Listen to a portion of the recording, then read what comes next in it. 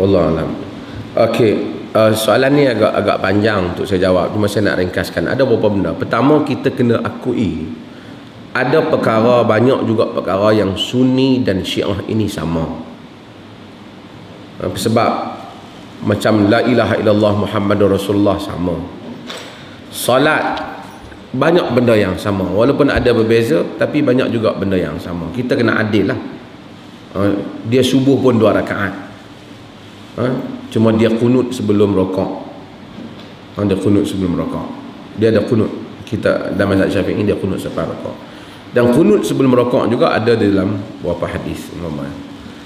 Dia saya ingat dari segi fiqh tidaklah begitu sangat. Ada benda yang tak kena, tapi taklah begitu sangat bermasalah. Kita bermasalah dalam benda akidah, benda yang dia percaya.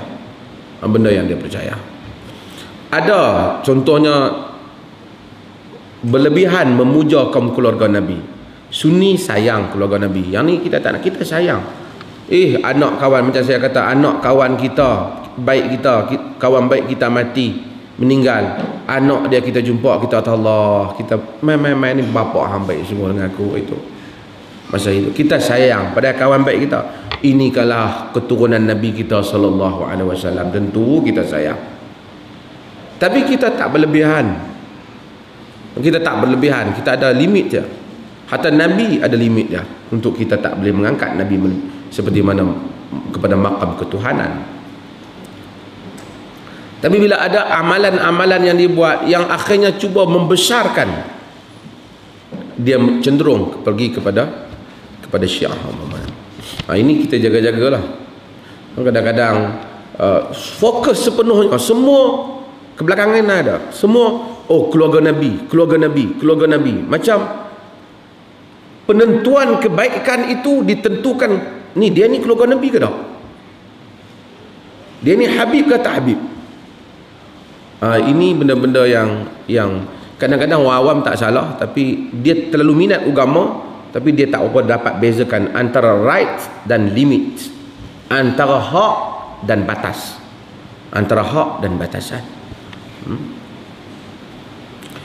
Ada tak benda yang mungkin Syiah sama dengan kita? Kemungkinan ada lah. Kemungkinan ada.